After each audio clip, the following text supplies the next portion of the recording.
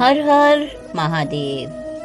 कर्मणे अकरम यः पश्येद, कर्मणे अकरम यः पश्येद, अकर्मणि च कर्म यः, अकर्मणि च कर्म यः, स बुद्धिमान् मनुष्येषु, स बुद्धिमान् मनुष्येषु, स युक्तः कृत्स्नकरं कृत्, स युक्तः कृत्स्नकरं कृत्। यहाँ भगवान श्री कृष्ण अर्जुन से कहते हैं,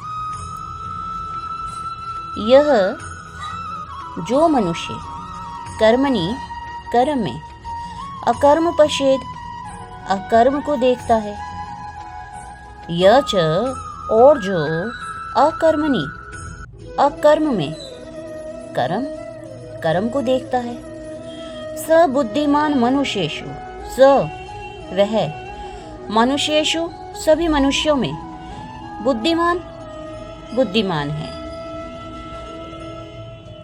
स वह कृत्स्न कर्म कृत, कृत्स्न कर्म कृत यानी कि सारे कर्मों में लगा रहकर भी, सारे कर्मों में लगा रहकर भी युक्तः योगी है। अर्थात जो मनुष्य कर्म में अकर्म और अकर्म में कर्म को देखता है, वह सभी मनुष्यों में बुद्धिमान है और सब प्रकार के कर्मों में प्रवृत्त रहकर भी दिव्य स्थिति में रहता है। कृष्ण भावना अमृत में कार्य करने वाला व्यक्ति स्वभावतः कर्म बंधन से मुक्त होता है। उसके सारे कर्म कृष्ण के लिए होते हैं, अतः कर्म के फल से उसे कोई लाभ या हानि नहीं होती।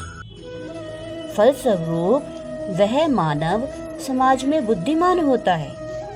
यद्यपि वह कृष्ण के लिए सभी तरह के कार्यों में लगा रहता है। अकर्म का अर्थ है कर्म के फल के बिना। इस भय से सारे कर्म करना बंद कर देता है।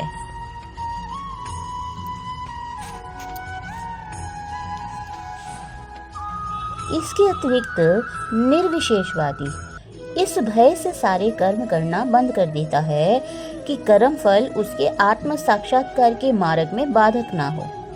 किंतु सगुणवादी अपनी स्थिति से भली भांति परिचित रहता है कि वह भगवान का नित्य दास है, अतः वह अपने आप को कृष्ण भावना अमृत के कार्यों में तत्पर रखता है। क्योंकि सारे कर्म कृष्ण के लिए किए जाते हैं, अतः इस सेवा के करने से ऐसे व्यक्ति को दिव्य सुख की प्राप्ति होती है। जो इस विधि में लगे रहते हैं वे व्यक्तिगत इंद्रिय तृप्ति की इच्छा से रहित रहते हैं। कृष्ण के प्रति उसका नित्य दास्य भाव उसे सभी प्रकार के कर्म फल से मुक्त करता है।